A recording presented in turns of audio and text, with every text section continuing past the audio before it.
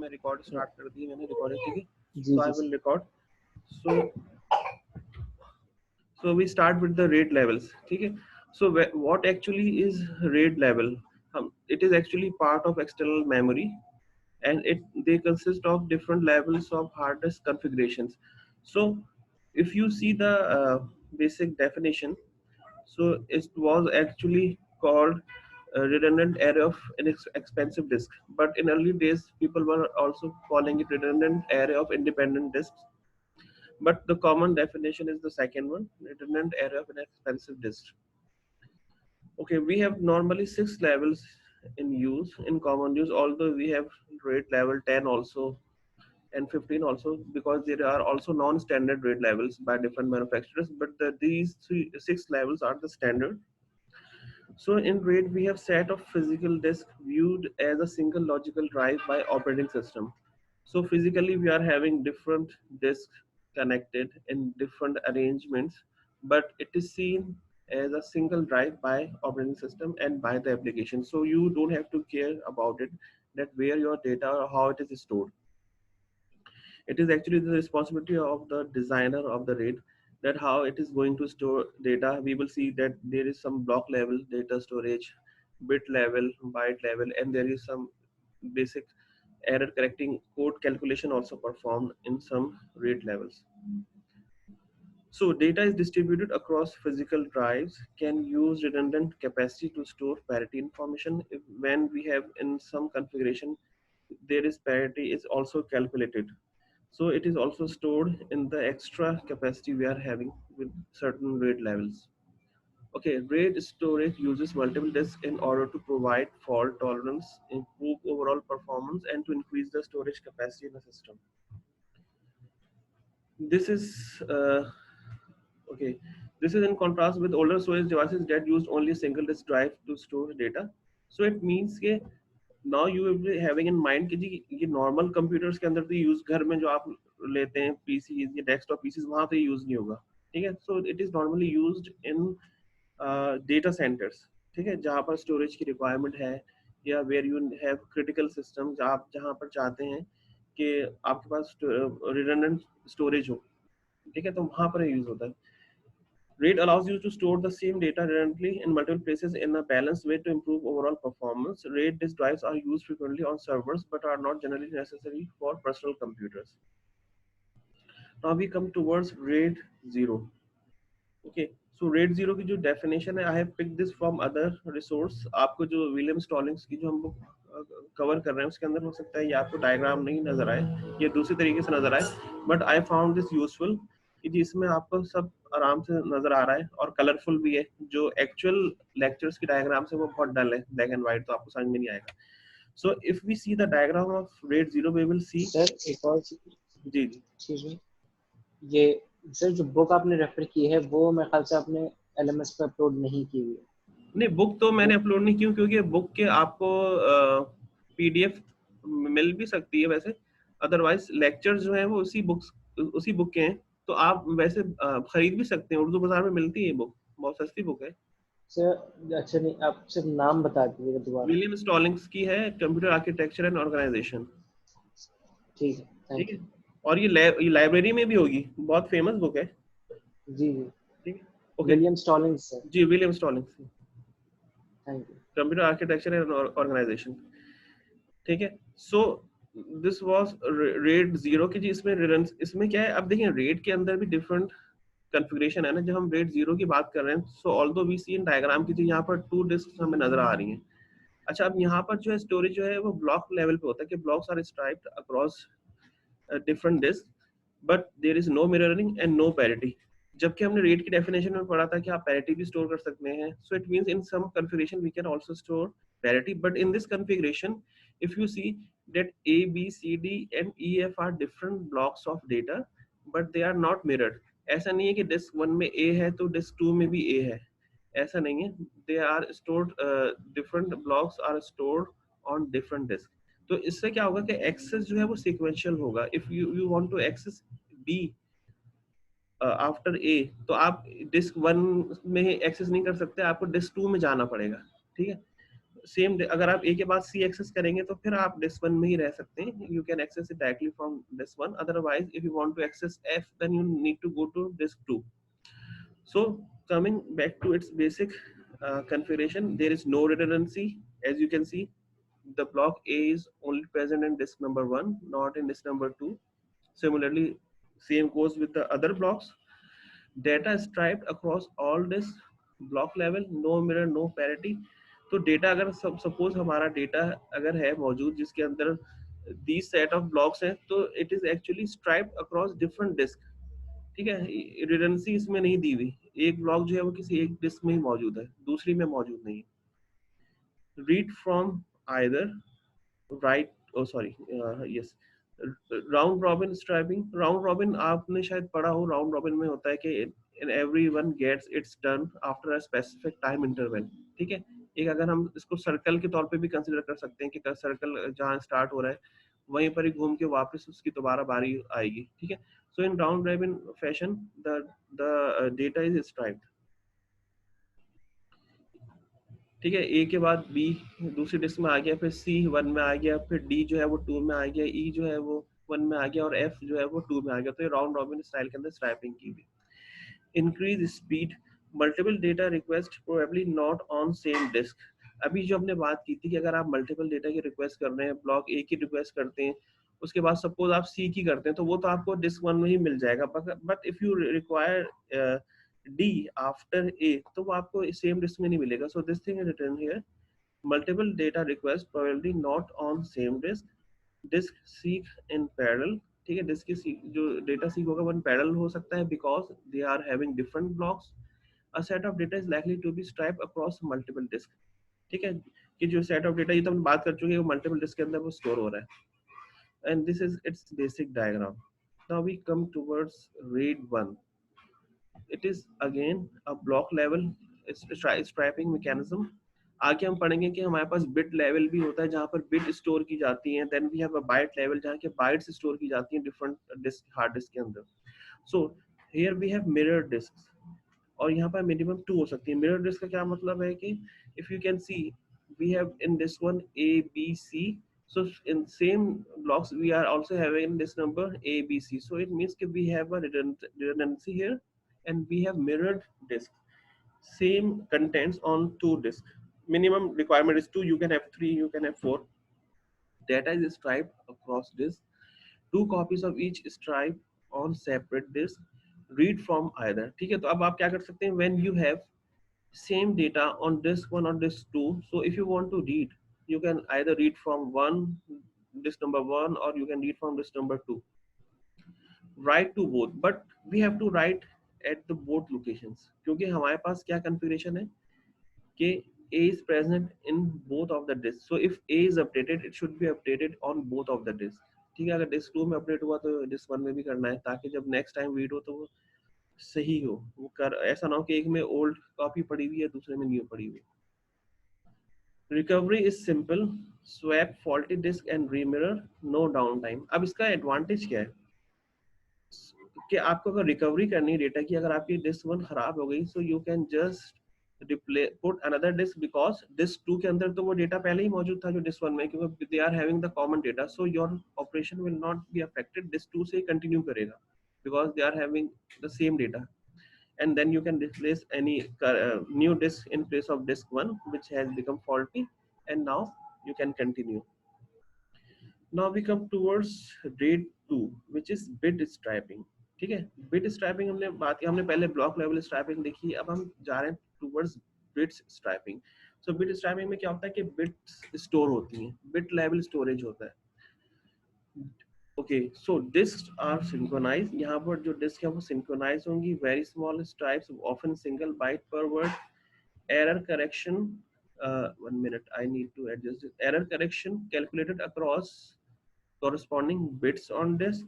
Multiple parity disk store Hamming code. Error correction in corresponding positions. Lots of redundancy, expensive and not used normally.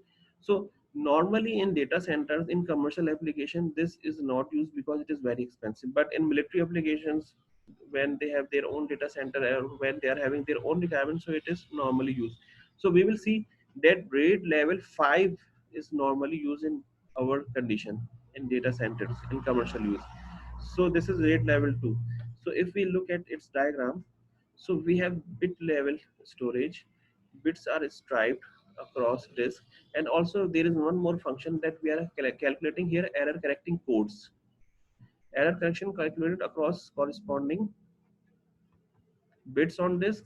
Multiple parity disk store Hamming code error correction in corresponding position. Hamming correcting codes होते हैं जो आपने शायद पढ़ा हो कि introduction to computers में कि how we can have or how we can calculate these codes for the integrity of data.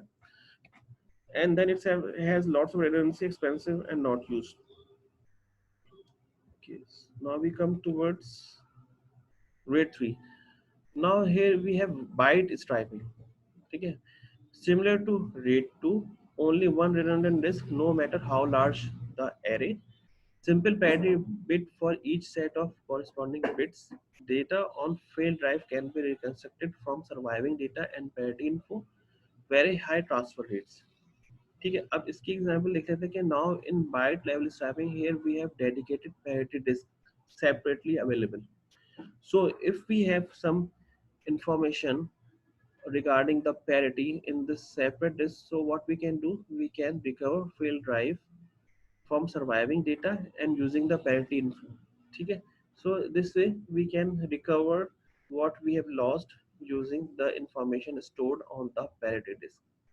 So this was RAID level 3. Now we come towards RAID level 4. Okay, RAID level 4 is again like RAID level 0 and 1, that in a sense that it stores blocks of data, not bits or bytes. Now each disk operates independently, good for high IO request rate, large stripes, bit by bit parity calculated across stripes on each disk, parity stored on parity disk. Okay, so we have seen this कि again जो हमने देखा था वही चीज यहाँ पर लिखी हुई है कि parity store on parity disk जो एक सेपरेट डिस्क होगी, bit by bit parity calculate की जाती है across stripes for each of the disk, और यहाँ पर we have a large size of stripes, good for high IO request rate, and each disk operates independently. Now we come towards RAID 5, like it is just like RAID 4, but the difference is that parity is striped across all disks. जो हमने last time देखा था कि parity is stored in RAID 4 in a separate disk which was dedicated for parity, but in RAID level 5 we have parity stored in all of the disk. ठीक है, यहाँ diagonal में आपको जो show हो रहा है P3, P2, P1, these are the parities कि जी वो store हो रही हैं in all of the disk. Round robin allocation for parity stripe. So if you remember in RAID 0 we said कि जी data round robin style में store होता है. Here the parity is stored in round robin style. पहले disk 1 में store की, जो next one है P2 है, disk 2 में, फिर 3 में, अगर 3 है उसके बाद फिर दोबारा P1 disk 1 में store होगी. ठीक है, avoids RAID 4 bottleneck at parity disk.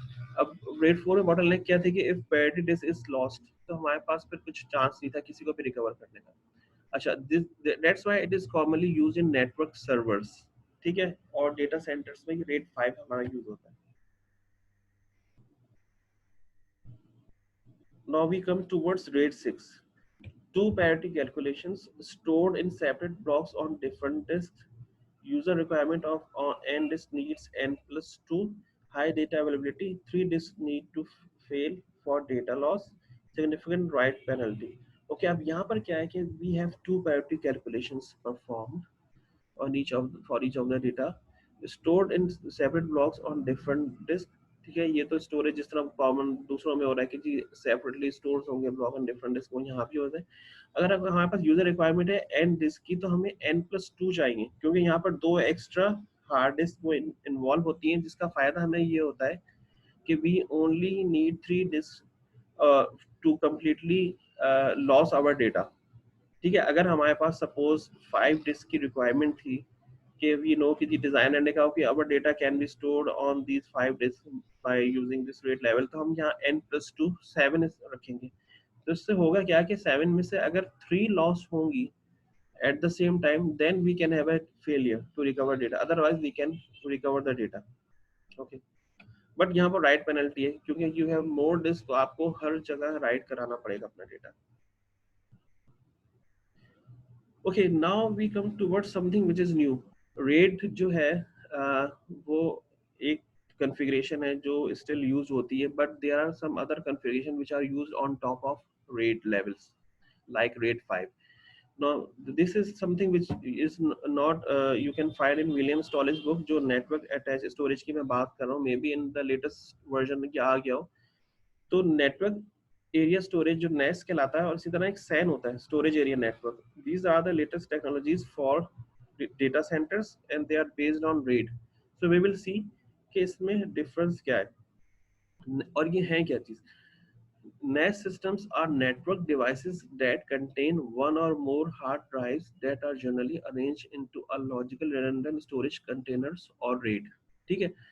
Rate जो अभी हमने अभी तक जो रेट की बात की थी, हमने वहाँ नेटवर्क डिवाइसेस की बात नहीं की थी। ठीक है, वो हमारी कन्फिग्रेशन थी कि डायरेक्ट कंप्यूटर के साथ आपस में हार्ड डिस्क कनेक्ट हुई हुई है and then through some IO वो कंप्यूटर्स के साथ कनेक्ट हुई है। अभी हमने बात वहाँ पर नेटवर्क की नहीं की थी।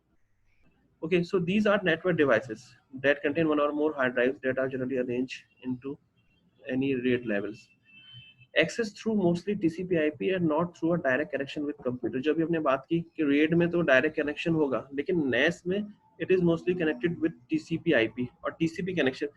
So can anyone tell me why data access is done through TCP/IP, not UDP? Why just TCP? Can anyone tell me? तो इसमें लॉस नहीं होता और मतलब डेट लॉस नहीं, और एक और वैलिडेशन क्विक, चेक्स भी लगे हुए होते हैं। और आप क्या बता रहे थे? सेकंड चीज आपने क्या बताई? लॉस नहीं होगा और सिक्योरिटी होती है सब, वो 3 वे हैंडशेक और वो सारी चीजें जो सिक्योरिटी कह लेंगे आप, कह लें कि डेटा इंटीग्रिटी रहती है कि यूडीपी में डेटा लॉस भी हो सकता है, करप्ट हो गया तो आपको जी, शायद पता ना चले दूसरे एंड पे। और उसमें यूडीपी में रिकवरी भी नहीं है। हाँ, रिकवरी नहीं। तो टीसीपी में क्या है कि आपको गारंटीड एक्सेस होगा। आपने जो अगर जी एक्सेस किया तो जिस तरह आप देखिए ना वेब सर्वर्स में, आप जब google.com लिखते हैं तो वो आपका टीसीपी पे डेटा जाता है। एचटीटीपी जो पैकेट बनता है वो जी इसलिए बनता है कि आपका जो सही कंटेंट है वो सर्वर तक पहुंच जाए और वहां से जो रिप्लाई आता है वो भी आपके पास सही पहुंच जाए, टेक्स्ट। ठीक है, जो एचटीएमएल के टैग्स रिप्लाई में आते हैं फिर वो आपके ब्राउजर्स को कंस्ट्रक्ट करता है और एक सॉरी पेज जनरेट करता है। So it is all TCP कि डेटा इंटीग्रिटी बरकरार है, जो डेटा सेंड किया वही रिसीव हो। So same here, so that's why TCP is used. Okay, they are assigned an IP address and are accessed by clients via server that functions as a gateway to the data. That is why NAS devices are called as NAS servers. ठीक है। सो अब NAS servers क्यों कहा जाता है? क्योंकि जो NAS devices है उनके साथ हार्ड डिस्क अटैच हुई हुई है।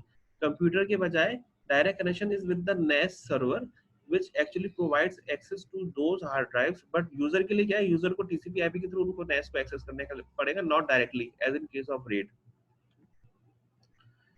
NAS allows users to store files on a centralized storage accessible over the network. These devices employ file protocols like NFS, which is Network File System, or SMPCIFS, Server Message Block Common Tenant File System.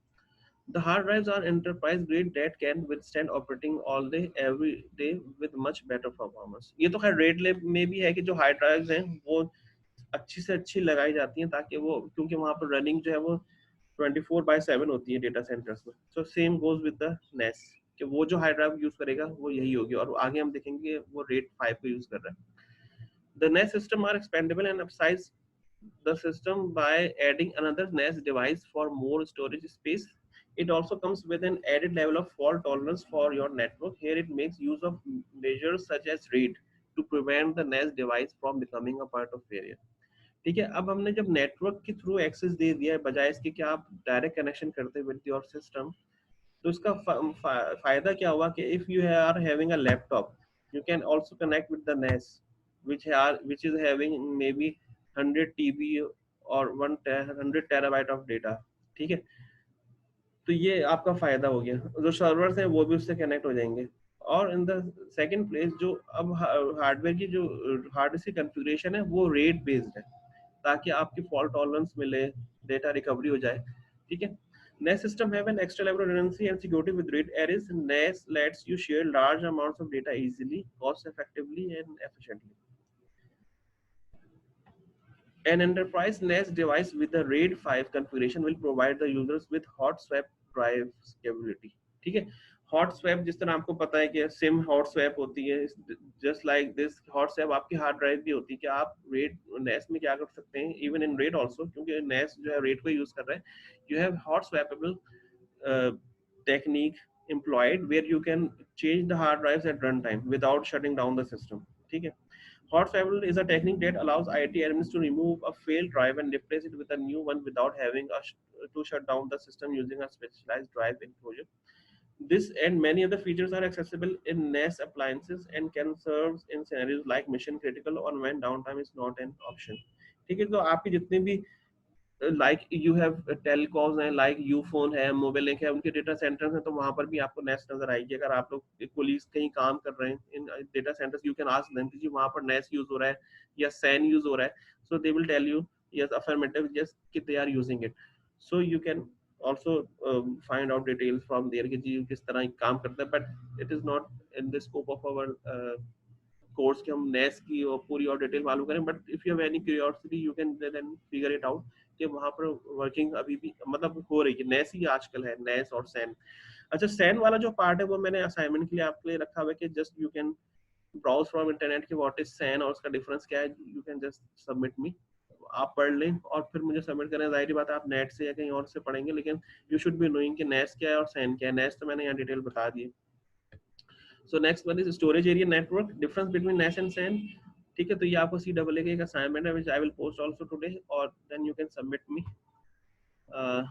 this assignment within a week. ठीक है, web में आप पढ़ लें, बहुत आपको resource मिल जाएगी कि SAN क्या है, NAS क्या है, उसमें डिफरेंस क्या है. ठीक है, so now we continue towards the next topic in this external memory category. So we have optical, we हमने अच्छा ये इसमें आप लोगों को रेड लेवल समझ में आ गए, क्योंकि मैंने इसको थोड़ा अच्छा बनाने के लिए ये डायग्राम्स मैंने ये पिक की थी किसी और लेक्चर से, वेब से, तो मैंने यहाँ पर उसको पुट कर दिया ताकि आप लोगों को समझ में आ जाए कि इसमें किस तरह स्टोरेज हो रहा है और डिफरेंस क्या क्या है.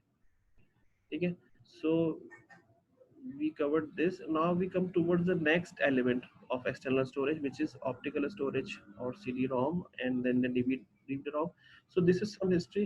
Okay, it is sir original. एक क्वेश्चन है, जी जी. ये चैप्टर 6 ही हमारा लास्ट होगा? नहीं नहीं, चैप्टर 6 लास्ट नहीं होगा.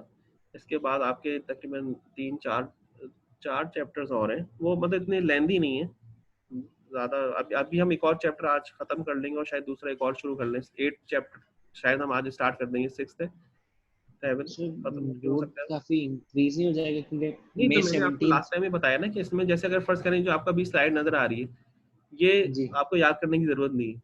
It is just for your knowledge. जो आपको याद करने की जरूरत है, जो मैं आपको बताता रहता हूँ, जस्ट लाइक इन दिस, अगर मैं इस चैप्टर की बात करूँ तो मैंने आपको ये बताया फ्रॉम द स्टार्ट कि भाई ये external memory, you should be knowing this already कि एक्सटर्नल मेमोरी होती क्या है. इसको जी आपको याद करना नहीं जी पड़ेगा ना, आपको पता है डिस्क होती है, एक सीडी रोम होती है, एक टेप ड्राइव है.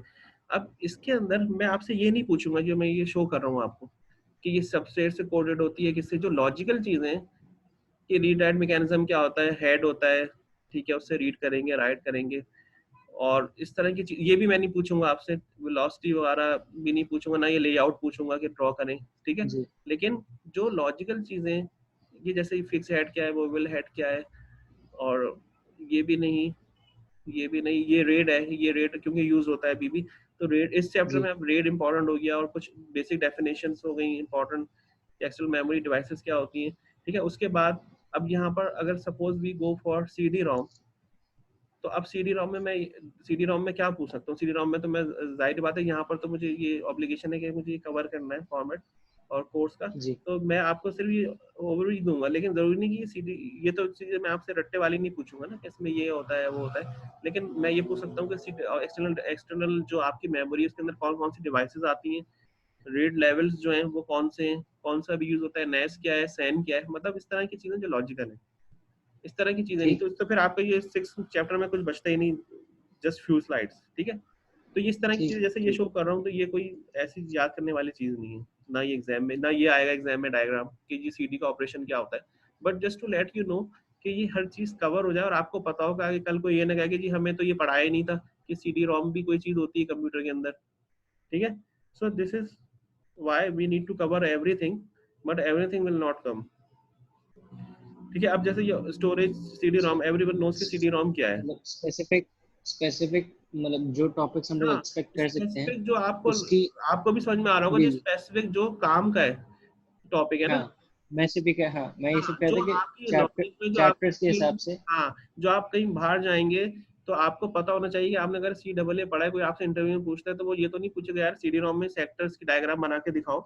वो ये पूछ सकता है सीडी रोम में डीवीडी रोम में फर्क क्या है, जी, अगर पूछा भी किसी ने। मैं जी तो मैं इसलिए सर ये सिर्फ ये कहता सर, आप एक छोटी सी आउटलाइन बना के दे दीजिएगा कि इन चैप्टर वाइज हमारे पास टॉपिक जो है वो मतलब एग्जाम के पॉइंट ऑफ व्यू से क्या क्या इंपॉर्टेंट है। हाँ नहीं, वो मैं आउटलाइन बना दूंगा, मगर ये कह रहा हूँ कि आप लोगों को ये नॉलेज जरूर होनी चाहिए, जो बिल्कुल अभी जी हो सकता है कुछ बिल्कुल सही है। बोरिंग लग रहा हो, लेकिन वो जरूरी ये कि आपको पता होना चाहिए कि आर्किटेक्चर में हर एक चीज कवर होती है। इंटरनल मेमोरी हमने कैश पढ़ा, रैम पढ़ा, ठीक है, एक्सटर्नल में हार्ड बिल्कुल डिस्क है, देन रीड लेवल्स आ गए हार्ड डिस्क पे बेस करते हुए, now we have optical CD ROM, then we have DVD ROM. So you should be knowing कि कंप्यूटर के अंदर क्या क्या चीजें होती हैं, क्योंकि ये कोई ये ना बोले कि इन्हें सी डबल ए तो पढ़ लिया, इनको पता ही नहीं कि यार सीडी रोम भी कोई कंप्यूटर का पार्ट है या डीवीडी रोम क्या है, ठीक है।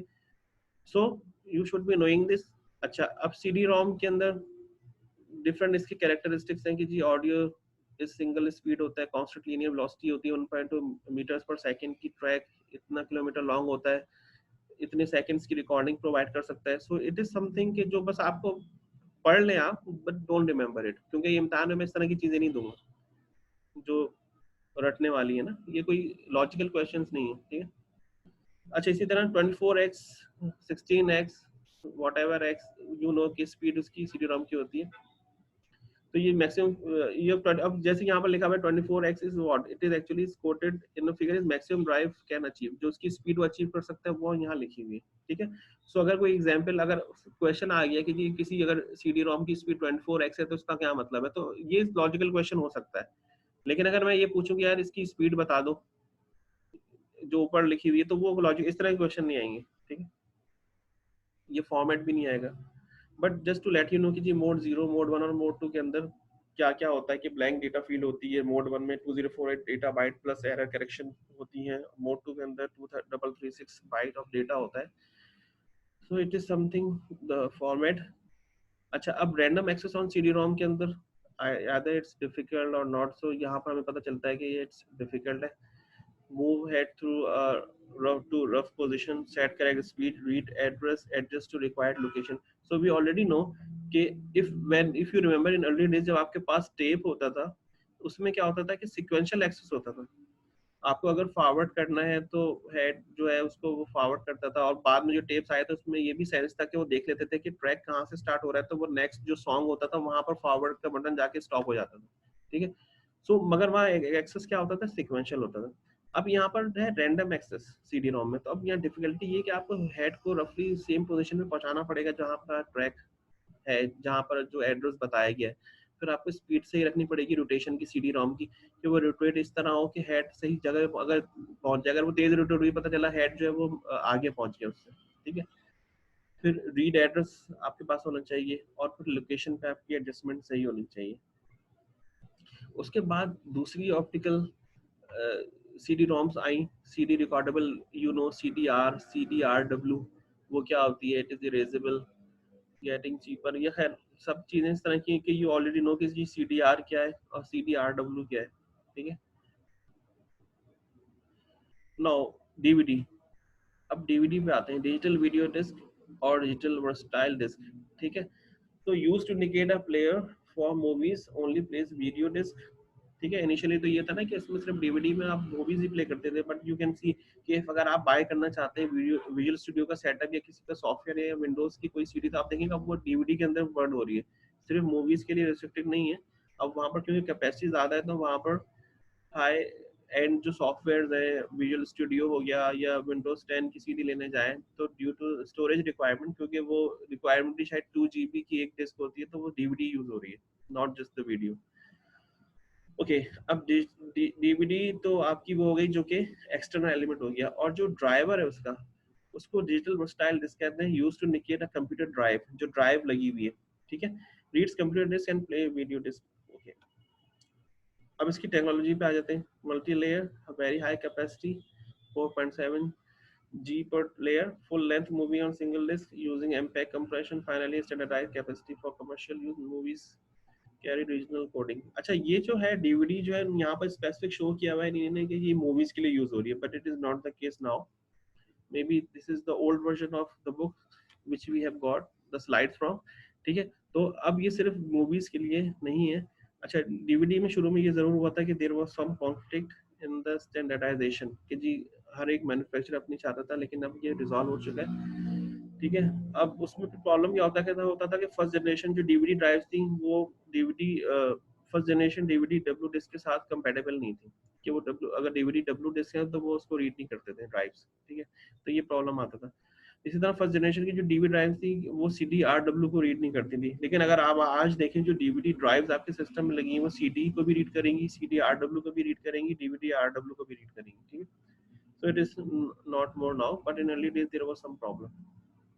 और ये इसका एक डायग्राम है कि उसमें कोटिंग किस तरह की होती है, लेयरिंग क्या होती है सीडी में और डीवीडी में क्या डिफरेंस है, ठीक है। So again it is not to remember.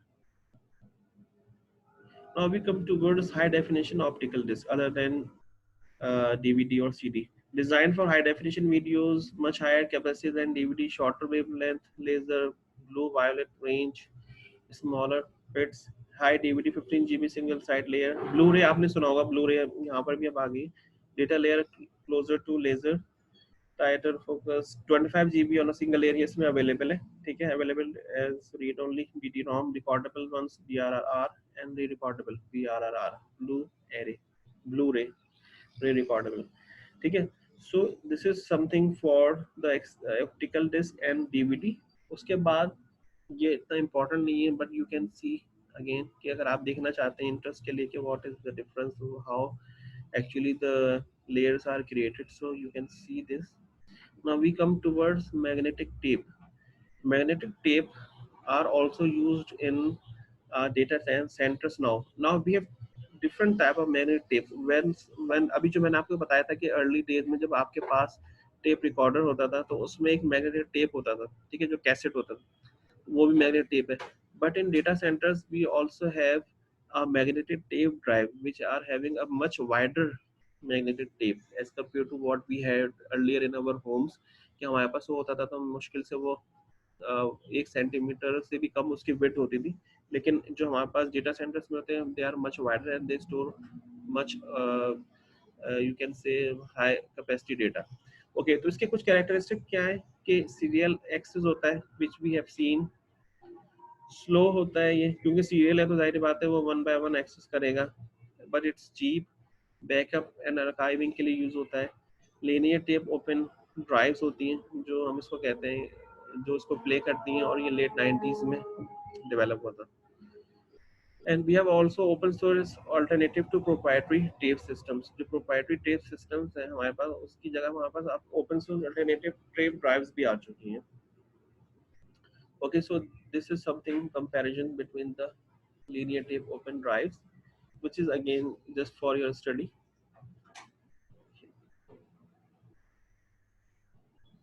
Now we come towards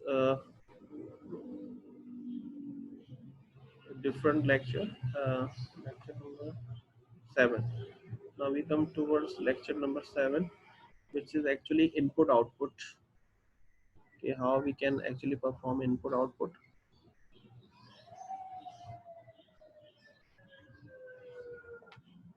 Give me a second, 1 minute.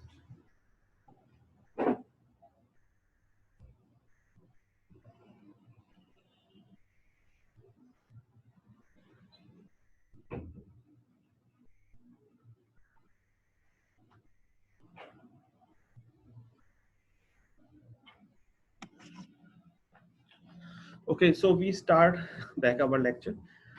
So it's chapter number 7, input output. So what we will cover here, okay, how input and output to our system is managed, and what is the module or IO module we use for input IO from different peripherals. So we have wide variety of peripherals delivering different amounts of data. So the problem we have with these, that they are actually sending data at different rates, not maybe compatible to CPU, ठीक है। तो different rates हो सकते हैं, like you have a LAN card sending data at different speed, you have a wireless LAN card, okay, you have a serial port, you have a printer port, you have a USB port, and they are all sending the data to the system, to the CPU with different speeds, and also they are having different formats. कुछ devices में भी they are block levels, कि blocks में data आ रहा है. If we are having a CL port तो वहाँ पर bytes में data आ रहा है, ठीक है. तो इस तरह formats भी इनके different हो सकते हैं. So all slower than CPU and RAM. So mostly all, or in every case you can say कि these data of which come at the speed which is quite slower than the CPU, क्योंकि CPU तो gigahertz में काम कर रहा है.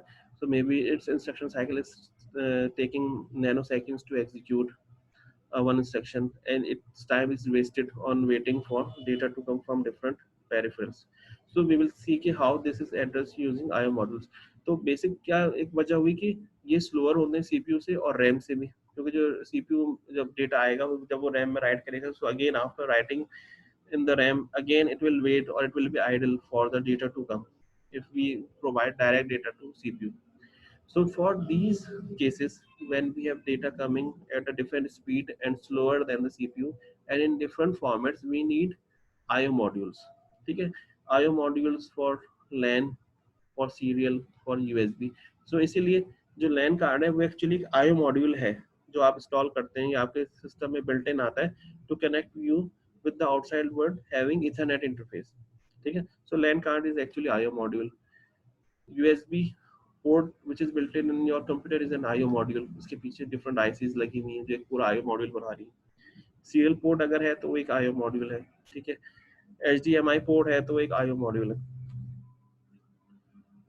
Input output module क्या करते हैं? Interface to CPU and memory, interface to one or more peripherals. ठीक है, अगर आपके पास मोर पेरिफेरल्स इस तरह के अगर आपके पास आईओ मॉड्यूल है, may be it is possible के वो डिफरेंट पेरिफेरल्स को एड्रेस कर रहा हो या सेम को एड्रेस कर रहा हो. Like in case of USB we have seen in computers we have normally more than 2 USB ports and they are connected to the same USB controller which is actually an IO module inside the PC.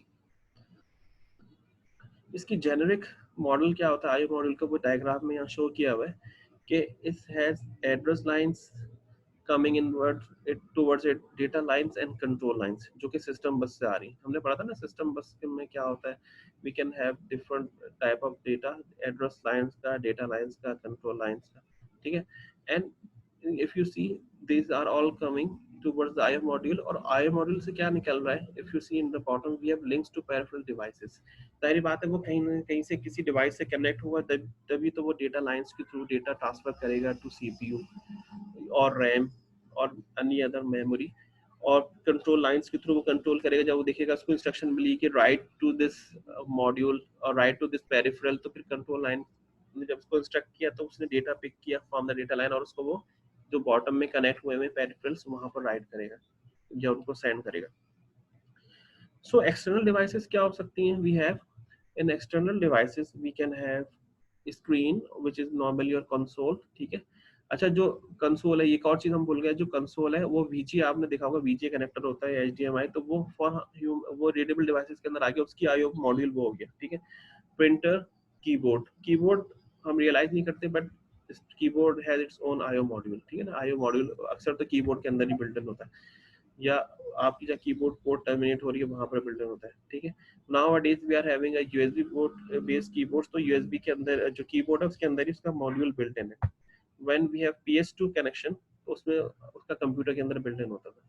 Okay, machine readable, एक तो human readable हो गया, एक machine readable क्या है? Monitoring control के अंदर जो होते हैं जिस तरह सेंसर्स एंड एक्चुएटर्स हैं, तो वो हमारे एक्सटर्नल डिवाइसेस इस कैटेगरी में आती हैं.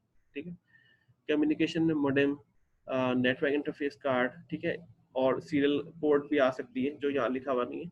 ठीक है, तो एक्सटर्नल डिवाइसेस में ये सारी डिवाइसेस हैं जो हमारे आईओ मॉड्यूल से कनेक्ट हो सकती हैं. ठीक है, ये कुछ लिस्ट है, ये पूरी नहीं है, लेकिन आप कैलकुलेट करेंगे तो आप देखेंगे 1394 भी हो, अक्सर एक होती है फ्लाई वायर कहते हैं उसको, वो होती है जो कैम कॉर्डर से कनेक्ट करने के लिए होती थी, बीच में वो आना शुरू हो गई थी कंप्यूटर्स के साथ अटैच होकर. ठीक है, एक एनईसी पोर्ट होती है. सो यहाँ पर कुछ लिस्टेड है, but these all come under the devices or peripherals which we can connect with the IO module, specific IO module. External, now we come towards के external device block diagram. External device block diagram. So we will see के, how we can do this. 1 minute please.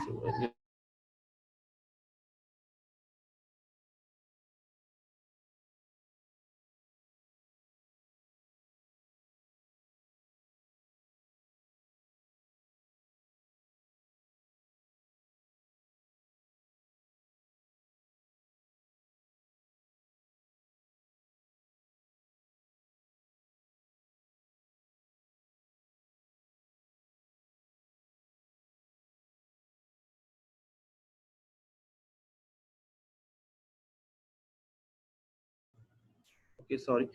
So external devices block diagram, अगर हम इसको देखें external device की block diagram, so 1 minute, we were here. Okay, external device block diagram. अब यहाँ पर क्या आ रहा है कि you are having control signals from IO module, status signals to IO module, data bits and to and from IO module. पहले हमने देखा IO module की डायग्राम, अब हम देख रहे हैं जो आपकी डिवाइस एक्चुअल है, लाइक आपके पास कोई सेंसर अगर कनेक्ट हुआ है तो उसके पास आई मॉड्यूल को सिग्नल भेज रहा होगा, लाइक अगर वो क्या बताना चाह रहा है कि भाई मैं आपको देना चाह रहा हूँ कोई डेटा जो सीपीयू भेज रहा है, तो वो कंट्रोल सिग्नल के थ्रू इंडिकेट करेगा। इसी तरह अगर डिवाइस किसी सेंसर को अपना स्टेटस सेंड करना है, उसका उसमें ये प्रोविजन है कि it can send status to IO module, so it can send status from here.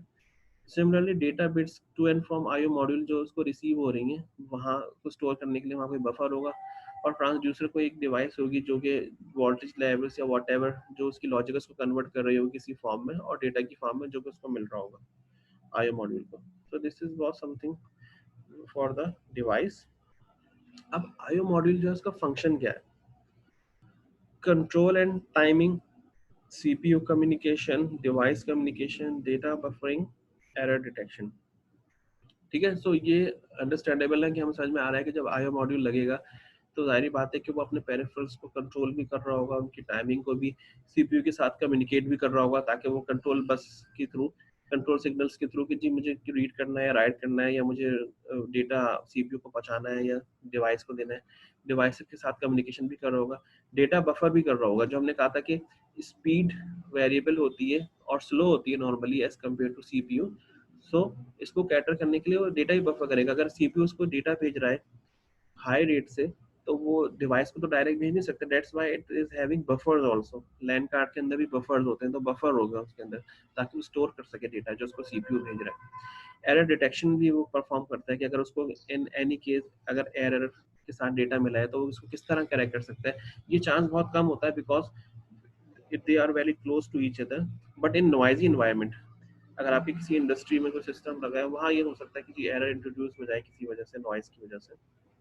Sir error detection तो वैसे ही सॉफ्टवेयर की मदद से नहीं होगी? कौन सी एरर डिटेक्शन?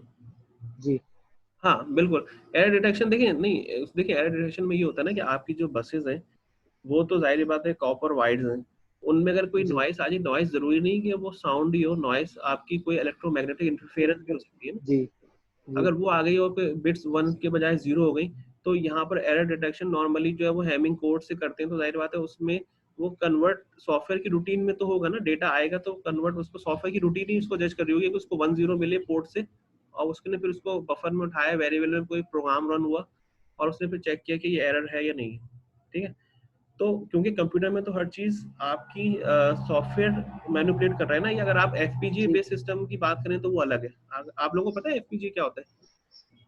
फील्ड नहीं प्रोग्रामेबल सर। गेट एरेज, एफपीजीएस की कोर होती हैं डिफरेंट, कि उसमें ये होता है कि आपकी पूरी सॉफ्टवेयर की लॉजिक ही आप हार्डवेयर में इंप्लीमेंट कर देते हैं to speed up the system. वो नॉर्मल कंप्यूटर्स में नहीं होता, वो अलग डेडिकेटेड सिस्टम्स होते हैं, वो कंप्यूटर्स नहीं कहेंगे उसको हम लोग।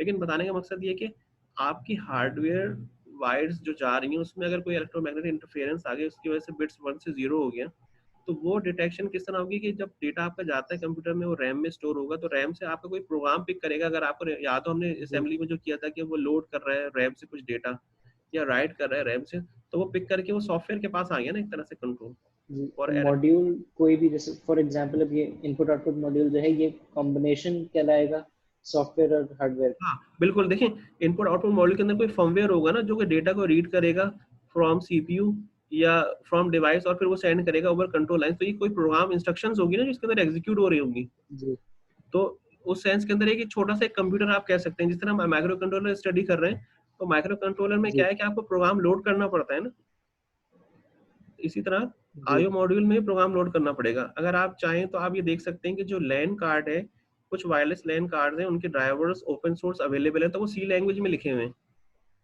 तो वो क्या करते हैं कि जो जी मैनिपुलेशन है कि रजिस्टर से डेटा उठाना, पिक करना, उसको रेडियो ट्रांसीवर चिप में फॉरवर्ड करना, तो ये सारा सॉफ्टवेयर के थ्रू हो रहा है। ठीक है, और सी जी लैंग्वेज में सॉफ्टवेयर का प्रोग्राम एथरोस का ड्राइवर है, अगर आप चाहें तो देख भी सकते हैं, एथरोस ATHEROS, एथरोस का वाईफाई ड्राइवर। तो ये जो ड्राइवर्स जो होते हैं वो क्या करते हैं कि ड्राइवर्स देखें, वो यही करते हैं ना कि वो लो लेवल प्रोग्राम होता है जो हमारे आईओ मॉड्यूल के अंदर रिजाइड कर रहा होता है नॉर्मली। तो अगर लैन कार्ड का ड्राइवर है तो वो क्या कर रहा होगा, रजिस्टर से या जो मेमोरी बफर्स क्रिएट हुए हुए हैं आईओ के अंदर, उसमें से डेटा को पिक करेगा।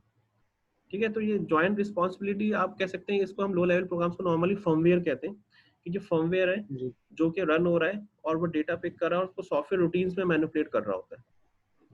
ठीक है, ठीक है सर। ओके। सो ये तो हमने देख लिया कि उसके फंक्शन हो गए। Then we come towards IO steps, कि आईओ जो नॉर्मल एक आईओ मॉड्यूल होगा उसके हम स्टेप्स देख लेते हैं क्या होंगे।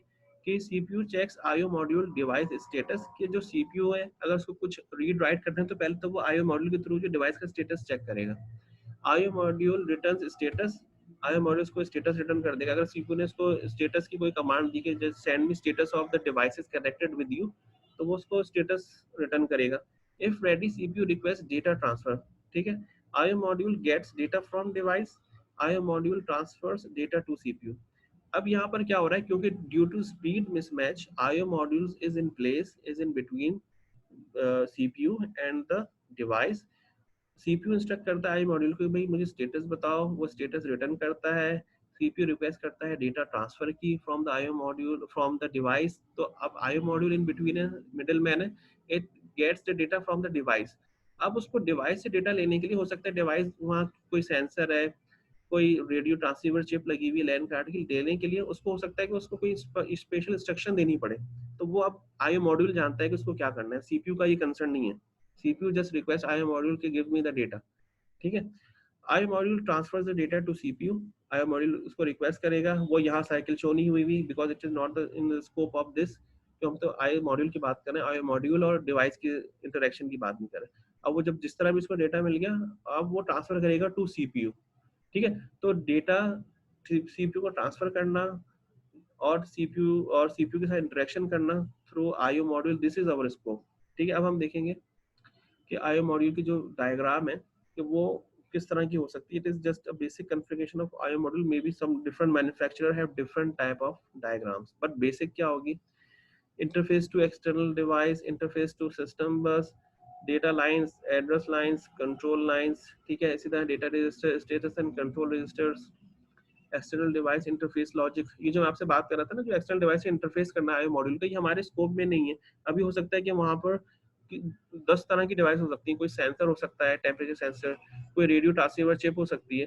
तो इसीलिए तो हम इसको इस बीच में लाए आईओ मॉड्यूल के, कि वो भाई इंटरेक्शन करे और हमें डेटा दे दे, क्योंकि उसकी स्पीड भी कम है, जो आगे मॉड्यूल लगा हुआ है सीपीयू से कम नहीं होती है। IO module decision, hide or reveal device properties to CPU, support multiple or single device, control device functions, or leave for CPU. Also OS decisions.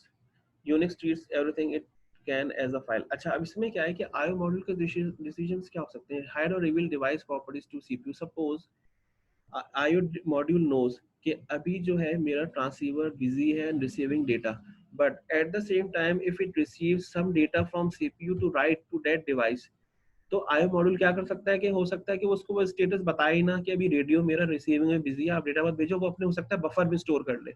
So in this case वो क्या कर रहा है कि वो हाइड कर रहा है स्टेटस डिवाइस का फ्रॉम सीपीयू, और वो सीपीयू को ये नहीं मना करता कि अभी डेटा मत भेजो, अभी तो रेडियो मेरा रिसीविंग में है, वो ट्रांसफर नहीं कर सकता, वो अपने बफर में स्टोर कर लेता है। और दूसरी कंडीशन क्या हो सकती है कि वो रिवील कर दे सीपीयू को स्टेटस के भाई अभी डिवाइस रेडी नहीं है। ठीक है, so it is depending upon the design of your IO module, की जी डिजाइनर ने डिजाइन किस तरह किया है, क्या इतने एडुकेट बफर्स उसके पास मौजूद हैं कि उसको पता है कि अगर मैंने सीपीयू को ये स्टेटस नहीं बताया बिजी का, और फिर भी I will be able to store the data based on previous experience कि सीपीयू कितना डेटा भेजता है एक वक्त में। तो फिर हो सकता है वो उसको स्टेटस नहीं बताया और अपने पास बफर में डेटा रख ले, बिकॉज इट इज नोइंग कि जी in next millisecond radio जो है वो ट्रांसमिट मोड में आ जाएगा और मैं उसमें डेटा दे सकता हूँ, ठीक है। तो this is decision of the IO module. Second, support multiple और सिंगल डिवाइस। अच्छा, अब ये भी हो सकता है कि जो हम देखेंगे आगे डायग्राम में कि मे बी आईओ मॉड्यूल ऐसा हो जो सिंगल डिवाइस को सपोर्ट करे या मल्टीपल को, like in case of USB हमने देखा था, now we are having more than one USB port. तो आईओ मॉड्यूल ये भी हो सकता है जो एक नहीं दो तीन डिवाइसेस को सपोर्ट करे, या कहीं कहीं होता है कि we have two LAN cards, ठीक है। अच्छा, टू लैन कार्ड का मतलब सेपरेट नहीं, एक लैन कार्ड ऐसे भी होते हैं कि तो वो एक ही मॉड्यूल है, उसमें दो लैन की पोर्ट दी हुई है, ठीक है। मैं उसकी बात कर रहा हूँ जिस तरह यूएसबी में होता है। अच्छा, कंट्रोल डिवाइस फंक्शंस और लीव फॉर सीपीयू। अब कंट्रोल डिवाइस के फंक्शंस हैं वो खुद परफॉर्म करे या इसको छोड़ दे सीपीयू के लिए। जिस तरह नॉर्मली तो ये होता है कि कंट्रोल डिवाइस के फंक्शन वो खुद परफॉर्म करेगा, सीपीयू से ले लेगा इंस्ट्रक्शन, अच्छा रीड करना है, फिर वो इन बिटवीन आएगा और खुद भेजेगा। या ये भी हो सकता है कि जी वो सीपीयू कहे कि आप डायरेक्ट उसको इंस्ट्रक्शन भेजो डिवाइस को, और बफर मैं आपको प्रोवाइड कर रहा हूँ स्टोरेज के लिए इन एनी केस, ठीक है। But normally we have control device functions implemented. अच्छा, ऑल्सो ओएस डिसीजंस। अच्छा, होता क्या है कि इन लाइनक्स और in Unix every resource is treated as a file, यानी कि अगर आपके पास कोई टेक्स्ट फाइल है वो तो फाइल है ही, लेकिन अगर आपके पास एक ईथरनेट की पोर्ट है, यूएसबी पोर्ट है, तो वो भी एज अ फाइल ट्रीट होती है। अगर सीरियल पोर्ट है तो वो भी एज अ फाइल ट्रीट होती है।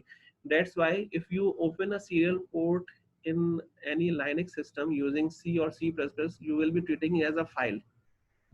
जैसे अगर आप फाइल का डिस्क्रिप्टर लेते हैं, फाइल स्टैटिक पॉइंटर अगर आपने सी में किया हुआ है, तो इसी तरह आप सीरियल पोर्ट का भी डिस्क्रिप्टर लेते हैं। डिफरेंस क्या होता है कि उसका जो पाथ होता है हैंडलर का, वो आईओ डिवाइस होती है और उसका जो है वो सॉफ्ट कॉपी होती है टेक्स्ट फाइल में, ठीक है। अच्छा, इनपुट आउटपुट की अब टेक्निक्स देख लेते हैं कि जब हम बात करेंगे आईओ मॉड्यूल से तो वो किस तरह कर सकते हैं और कि हर एक टेक्निक में डिफरेंस क्या है। So we have these three techniques commonly in use. One is programmed IO, then we have interrupt driven IO, and we have direct memory access, which we also have a DMA controller we say. अच्छा, अब ये तीन techniques को हम देख रहे हैं for input of a block of data. भी हम ये बात कर रहे हैं कि हम ब्लॉक ऑफ डेटा जो है वो इनपुट ले रहे हैं। अच्छा, अब यहाँ पर क्या हुआ है कि अगर आप लेफ्ट से स्टार्ट करें for the programmed IO, issue read command to IO module, CPU ने आईओ मॉड्यूल को कमांड एक इनिशिएट की, ठीक है। Then what happened, read status of IO module, IO module ने रीड स्टेटस जो है वो सीपीयू को भेज दिया। देन एरर कंडीशन चेक हुई कि जी चेक स्टेटस आपने किया कि स्टेटस सही है या नहीं है या एरर कंडीशन है। अगर नॉट रेडी है तो दोबारा रीड, आप यहाँ पर लूप आपका आ जाएगा और रीड स्टेटस आप दोबारा रीड करेंगे। Otherwise if you are ready तो read word from IO module, ठीक है। आईओ मॉड्यूल से रीड वर्ड किया और आईओ को मॉड्यूल ने सीपीयू को ट्रांसफर किया और सीपीयू ने right word into memory. CPU ने जाहिर बात है वो कहीं परफॉर्म करने के बाद वो मेमोरी में राइट करेगा, किसी कोई प्रोग्राम का रन हो रहा है जो भी इसको काम करना वो करेगा, और फिर आखिर में अगर ये सारी इंस्ट्रक्शन खत्म हो गई तो then it's okay, otherwise it will continue with the next command, ठीक है। अच्छा, अब ये प्रोग्राम्ड आईओ की हम ये अभी दूसरी डायग्राम में जाने से पहले ये देख लेते हैं जो हमने अभी पढ़ा कि CPU has direct control over IO. इस केस में क्या होता है कि सीपीयू के पास डायरेक्ट कंट्रोल होता है over IO module, sensing status, read right commands, transferring data. तो ये जो सारी चीजें कि सेंस करना स्टेटस वो आई मॉड्यूल कमांड देगा, तो रीड राइट की कमांड्स जो कि वो चाहता है कि आगे कम्युनिकेट हो टू योर डिवाइस, वो भी रीड सीपीयू जनरेट करेगा और उसको फिर आई मॉड्यूल अप्रोप्रिएटली जानता है कि आई जो मेरे आगे सेंसर लगा उसकी लैंग्वेज क्या है, वो उसमें ट्रांसलेट करके उसको रीड की कमांड दे देगा, राइट की दे देगा। और ट्रांसफरिंग डेटा, अब वहां से डेटा आया वो फिर आई मॉड्यूल सीपीयू को इन्फॉर्म करेगा और फिर सीपीयू अपने पास लेगा। तो अगर आप इस डायग्राम में देखें तो आपको नजर आ रहा होगा कि सीपीयू की जो इन्वॉल्वमेंट है वो बहुत ज्यादा है, कि वो एक तो चलिए रीड कमांड दे देता है, उसके बाद स्टेटस भी वो लेता है, रिसीव करता है, उसके बाद जब रीड करना होगा मॉड्यूल से तो फिर दोबारा सीपीयू के पास जाएगा, और फिर इंटरनल तो वो सीपीयू और मेमोरी का इंटरेक्शन होता ही है। तो इसमें प्रॉब्लम क्या होता है कि CPU waits for IO module to complete operation, waste CPU time. अब अगर सीपीयू ने इंस्ट्रक्ट किया इसको कि भाई आप मुझे रीड करके दो, तो जब तक ये रीड और राइट वापस उसको रिटर्न नहीं होगा रीड स्टेटस, अब ये सीपीयू वेट करता रहेगा। इसी तरह जब ये आईओ से उसको सीपीयू को डेटा नहीं मिलेगा, जब तक क्या करेगा सीपीयू जो है वेट करता रहेगा। So this is one of the cons of the programmed IO कि यहाँ पर सीपीयू की इन्वॉल्वमेंट बहुत ज्यादा है। Now we come towards interrupt driven IO. अब इंटरप्ट ड्रिवन आईओ में क्या होता है, सीपीयू जो है वो आईओ को रीड कमांड दे देता है और वो किसी और काम में लग जाता है, ठीक है, it start doing something else. और फिर क्या होता है, एक इंटरप्ट जनरेट होती है जिससे आईओ मॉड्यूल सीपीयू को बताता है कि okay now we have data ready, ठीक है. और उसके बाद फिर आईओ मॉड्यूल जो है वो सीपीयू को डेटा ट्रांसफर कर सकता है. So if you can see के in this two places after issuing the command and getting the status, यहाँ पर तो इंटरप्ट इम्प्लीमेंट हो रहा है, but again from here read status to getting data from IO device, CPU again यहाँ पर थोड़ा सा टाइम वेस्ट हो रहा है यहाँ पर क्योंकि कोई इंटरप्ट नहीं है, ठीक है. But anyway it is consuming or having less idle time as compared to programmed IO, ठीक है. सो अब अगर हम अच्छा ठीक है, अच्छा ये प्रोग्राम, ये तो खैर मैंने प्रोग्राम IO की और भी स्लाइड्स हम कवर कर लेंगे, ये हमारा इंटरप्ट IO हो गया, ठीक है. तो इसमें डिफरेंस आपको क्या नजर आया कि इसमें in a sense it consumes little time कि, बट एनीवे थोड़ा वेस्ट तो यहाँ पर भी हो रहा है, लेकिन शुरू में हमें दिख रहा है कि इंटरप्ट नजर आ रहा है डॉटेड लाइंस में कि इशू के बाद और रीड स्टेटस के दरमियान उसको कुछ टाइम ऐसा मिल जाएगा सीपीयू को जहां वो अपना काम खुद कर सकेगा. बाकी रिमेनिंग टास्क उसी तरह प्रोग्राम आईओ की तरह है कि वहां पे उसका टाइम वेस्ट हो रहा है. अच्छा, अब हम थर्ड में आते हैं, डायरेक्ट मेमोरी एक्सेस. अब डायरेक्ट मेमोरी एक्सेस ये हमें डीएमए होता है, उसको हम डीएमए कंट्रोलर भी कहते हैं. उसमें क्या फायदा होता है कि सीपीयू जो है डीएमए को पूरी इंस्ट्रक्शन दे के चला जाता है कि भाई ये रीड करके मुझे डेटा दे दो, और जब डेटा आए उस वक्त ही मुझे बताना. सारा उसमें रीड स्टेटस करना और read write from IO module, सारी चीजें जो है डिवाइस से कम्युनिकेट करो, और खुद ही कहता है अपने पास रखो, मुझे तुम एक साथ ही पूरा ब्लॉक ऑफ डेटा दे दो, मुझे इंटरप्ट नहीं करो हर दफा. तो this is something which is called direct memory access. अब हम इसकी डिटेल हमने प्रोग्राम आईओ की तो देख ली थी. प्रोग्राम आईओ में फर्दर डिटेल भी है जो हम कवर कर लेते हैं कि जैसे हमने देखा था कि everything is done between CPU and IO module, ठीक है. तो हमने एक तो ये कवर कर लिया कि जी डायरेक्ट कंट्रोल सीपीयू का है इसके स्टेटस रीड करने में, कमांड्स भेजने में और ट्रांसफर ऑफ डेटा में. तो यहाँ पर जो है उसको वेट करना पड़ता है, ठीक है, और ये वेस्ट करता है सीपीयू टाइम. अब इसकी मजीद डिटेल देखें कि सीपीयू ने रिक्वेस्ट किया, जो हमने डायग्राम को मद्देनजर रखते हुए देखते हैं कि आई ऑपरेशन, आईओ मॉड्यूल ने परफॉर्म किया ऑपरेशन, आईओ मॉड्यूल ने फिर सेट कर दी स्टेटस बिट्स की जी ऑपरेशन परफॉर्म हो गया है. CPU checks status bits periodically, IO module does not inform CPU directly, IO module does not interrupt CPU, CPU may wait or come back later, ठीक है. तो अब यहाँ पर सारा वेस्टेज हो रहा है सीपीयू का ना, टाइम का. अच्छा, अब उसकी कमांड्स क्या है, CPU issue address identifies module if device get if CPU issues command control telling module what to do, check status, read write. अब इसके अंदर जो जो लेटेंसी की रीजंस है वो यहाँ रिक्वेस्ट बताए हुए. एक तो ये कि जो एड्रेस की कहानी है वो ये है कि अगर आपके पास डिवाइस एक से ज्यादा लगी है, अगर आपके पास एक से ज्यादा यूएसबी पोर्ट लगी है, तो उस केस में सीपीयू को ये भी बताना पड़ता है कि भाई कौन सी यूएसबी पोर्ट में डेटा भेजना है, ठीक है. क्योंकि उसको नोन होता है जब आप कनेक्ट करते हैं यूएसबी की, उसको नोन होता है किस पोर्ट पे मेरी यूएसबी डिवाइस कनेक्ट हो गई. अगर दो डिवाइसेस लगी हैं तो फिर जाहिर बात है दो का अलग अलग एड्रेस होगा, वो उसको बताना पड़ेगा. अच्छा, अब addressing IO device under programmed IO data transfer is very like memory access. CPU view point अगर देखें तो उसको डेटा ट्रांसफर करना पड़ता है, तो उसको लगता है जस्ट लाइक मैं किसी मेमोरी को एक्सेस कर रहा हूँ. ईच डिवाइस को given unique identifier, CPU command contain identifier address. अब यहाँ पर क्या होता है कि हर एक डिवाइस को वो एक एड्रेस दे देता है CPU, just like memory address. तो उसको लगता है कि जैसे मैं मेमोरी एक्सेस कर रहा हूँ, एक यूनिक आइडेंटिफायर दे देता है और वही यूनिक आइडेंटिफायर जो एड्रेस होता है वो कमांड्स की फॉर्म में जाता है. IO mapping, memory mapped IO devices and memory share. अब आईओ मैपिंग, अब हम प्रोग्राम आईओ की बात कर रहे हैं, ठीक है. प्रोग्राम आईओ के अंदर अब मजीद चीज है कि जो आपकी आईओ पे की मैपिंग हमने की कि वो रैम की तरह है, मेमोरी की तरह एक्सेस करता है. अब इसके अंदर भी मजीद दो चीजें कि मेमोरी मैप्ड आईओ या isolated IO. Memory mapped IO में क्या होता है कि डिवाइस और memory share an address space which is common, ठीक है. आइसोलेटेड में क्या होगा, we have separate address spaces for IO and devices. IO looks just like memory read write, ठीक है. अब जो आईओ का जो रीड राइट होगा just like memory read write होगा, और इससे लिए क्या होगा कि आईओ के लिए फिर कोई स्पेशल कमांड्स नहीं होगी, जो मेमोरी की रीड राइट कमांड्स है वही यूज होंगी आईओ को एड्रेस करने के लिए, इनपुट आईओ, ठीक है. इसलिए we have large selection memory access commands available. हमने देखी थी कि डायरेक्ट एड्रेसिंग है, डायरेक्ट एड्रेसिंग है जिसमें हम मेमोरी एक्सेस कर सकते हैं जिस भी तरीके से, तो वो हम आईओ मॉड्यूल पे भी अप्लाई कर सकते हैं once we know its address. Isolated IO में क्या है कि सेपरेट एड्रेस स्पेस होती है. यहाँ पर हमें सेपरेट सेलेक्ट लाइन, जो बस की लाइन है वो हमें सेपरेट चाहिए होती है, हमें फिजिकली या हार्डवेयर के अंदर एक चीज करनी पड़ती है, ठीक है. स्पेशल कमांड फॉर आयो, अब यहाँ पर आयो की कमांड भी स्पेशल होती है क्योंकि यहाँ पर मेमोरी के साथ तो शेयर हो नहीं रहा, तो यहाँ पर जब अलग लाइंस भी बना दी तब उसकी कमांड भी हमें स्पेशल करनी पड़ती है अरेंज, और उसकी जो इसीलिए स्पेशल कमांड जो है लिमिटेड होती है। यहाँ पर जितनी भी आयो की कमांड हम ये लगा सकते हैं।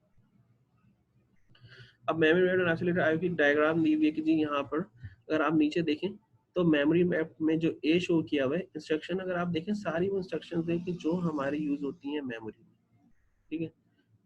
सपोज लोड टेस्ट, लोड की, स्टोर की, ब्रांच की, वो सब हम कर सकते हैं। अब लेकिन यहाँ पर जो इंस्ट्रक्शंस हैं टेस्ट आयो और ये सब डिफरेंट है। ऑल्दो ये नेम इन्होंने लोड यहाँ भी लिखा हुआ है, लेकिन यहाँ पर देखिए आगे आयो लिखा हुआ है।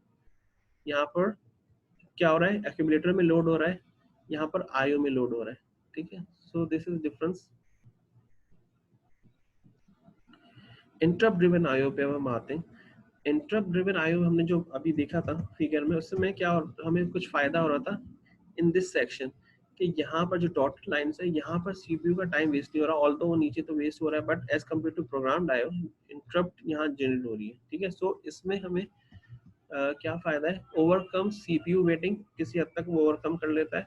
No repeated CPU checking of device, IO module interrupts when ready, जब आयो मॉड्यूल इंटरप्ट करेगा जब सीपीयू रेडी होगा।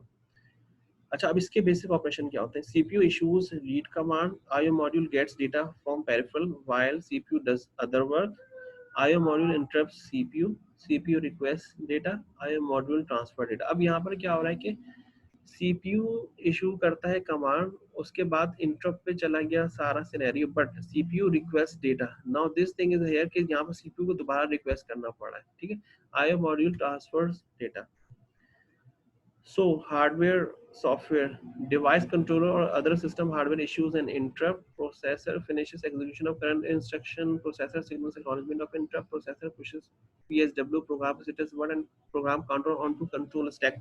If you remember जब हमने interrupt service routine की बात की थी in our class lecture, तो हमने कहा था कि जब interrupt होती है तो क्या क्या परफॉर्म होता है कि स्टैक के अंदर जो है करंट कॉन्टेक्ट सेव होता है, जो स्टेटस रजिस्टर्स का है इंपॉर्टेंट वो सेव हो जाता है, प्रोग्राम काउंटर के अंदर जो आईएसआर रूटीन है उसका एड्रेस लोड हो जाता है। So you will see same thing is written here कि processor loads new program counter value based on interrupt, उसके बाद save reminder of process state information, process interrupt, restore process state information, restore old PSW and program counter. और जब आपकी interrupt service routine execute हो जाती है तो उसके बाद क्या होता है कि अब आपको नॉर्मल ऑपरेशन पे आना है, तो आप क्या करते हैं, जो लास्ट इंस्ट्रक्शन आपकी एग्जीक्यूट हो रही थी बिफोर एग्जीक्यूशन ऑफ इंटरप्ट, उसके जो बाद वाली इंस्ट्रक्शन है उसका यहाँ एड्रेस पोर्ट हो जाता है वापस, ताकि वो नेक्स्ट इंस्ट्रक्शन से फॉलो करें। अच्छा, आप सीपीयू का व्यू पॉइंट देख लेते हैं, इसमें क्या होता है। हमने वहां पर देखा सीपीयू का व्यू पॉइंट कहा था प्रोग्राम आई में कि उसको मेमोरी के तौर पे लग रहा था कि जी मेमोरी को जैसे मैं एक्सेस कर रहा हूँ, और फिर हमने देखा कि वहां पे मेमोरी मैप्ड आयो और आइसोलेटेड आयो भी आ गए थे कैटेगरीज। अब इंटरप्ट के केस में क्या होता है, सीपीयू व्यू पॉइंट कि इट इशू रीड कमांड, वो करता है do other work, check for interrupt at the end of each instruction cycle. अब यहाँ क्या मसला आ रहा है कि वो हर एक इंस्ट्रक्शन साइकिल के बाद इंटरप्ट का स्टेटस देखता है कि अच्छा इंटरप्ट तो नहीं आ गई, मुझे इंटरप्ट तो नहीं आ गई। If interrupted, save context registers, process interrupt, fetch data and store, और फिर वो वापस रिटर्न करता है, जो हमने यहाँ पर अभी देखा। अच्छा, ये वो डायग्राम है जो हमने क्लास में भी एक दफा इसको खैर पढ़ा था, हमने देखा नहीं था कि उसमें जो यही चीज बताई हुई कि जब कोई आपकी इंटरप्ट आएगी तो उस वक्त क्या होगा, प्रोग्राम किस तरह, जो रजिस्टर्स है वो किस तरह मेमोरी में सेव होंगे और कॉन्टेक्स्ट वापस रिटर्न कब होगा, ठीक है। ये भी मैं यही शो किया हुआ है, which you can study later on. अच्छा, अब यहाँ पर डिजाइन इश्यूज क्या हो सकते हैं। How do you identify the module issuing the interrupt, how do you deal with multiple interrupts. अगर आपके पास आईओ मॉड्यूल आपके डिवाइस में जरूरी तो नहीं एक लगाओ, आपके पास लैन कार्ड भी का भी मॉड्यूल होता है। अगर आप अपना लैपटॉप देखें, आपके पास एक वायरलेस लैन कार्ड का भी मॉड्यूल होता है, आपके पास यूएसबी पोर्ट का भी मॉड्यूल है, ठीक है, आपके पास एचडीएमआई भी मॉड्यूल है। अब सीपीयू को कैसे पता चलेगा कि जी किसने इंटरप्ट जनरेट किए। तो you should have different interrupt lines, या तो आपके पास मल्टीपल इंटरप्ट लाइंस हो, और ये हार्डवेयर में आपके मदरबोर्ड में बिल्ट इन होती हैं जो कि सीपीयू के पास जा रही होती हैं सारी, ठीक है। जो आपके बिल्ट इन कार्ड्स हैं और जो एक्सटर्नल कार्ड्स हैं, अगर पीसीआई कार्ड लगते हैं डेस्कटॉप में तो उनकी भी इंटरप्ट पिन्स होती हैं पीसीआई स्लॉट के अंदर, ठीक है, और वो टर्मिनेट हो रही होती हैं इन सीपीयू।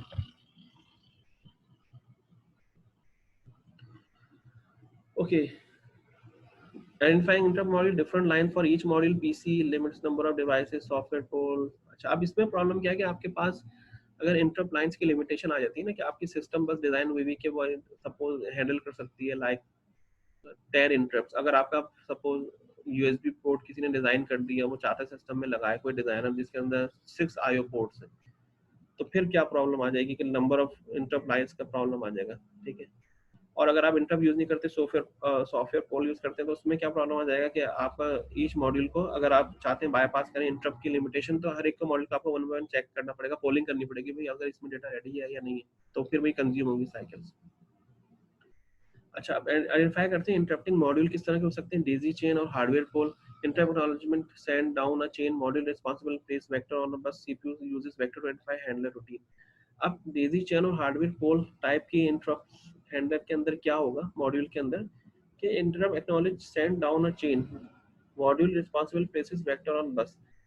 जैसे ही आपके पास इंटरप्ट जनरेट होगी तो सीपीयू जो इंटरप्ट एक्नॉलेजमेंट जनरेट करेगा, और जो मॉड्यूल होगा जब वो देखेगा कि मुझे ये एक्नॉलेजमेंट मिल गई है, तो वो अपनी जो आईएसआर की जो रूटीन है उसका वेक्टर यानी कि एड्रेस प्लेस कर देगा सीपीयू के पास। यानी कि इस कंडीशन में सीपीयू को जो प्रोग्राम काउंटर के अंदर जो एड्रेस आएगा वो फ्रॉम द आईओ मॉड्यूल आएगा, ठीक है।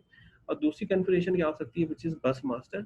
उसमें ये होता है कि मॉड्यूल क्लेम करता है बस को before it can raise any interrupt. उसमें क्या होता है कि मॉड्यूल मास्टर जो हम देखेंगे डीएमए भी हो सकता है या पीसीआई, इसके में क्या होता है कि बस की जो है ओनरशिप वो मॉड्यूल एक्वायर करता है और फिर वो इंटरप्ट एक रेज करता है अदर देन कि जिस सीपीयू को वो बताए।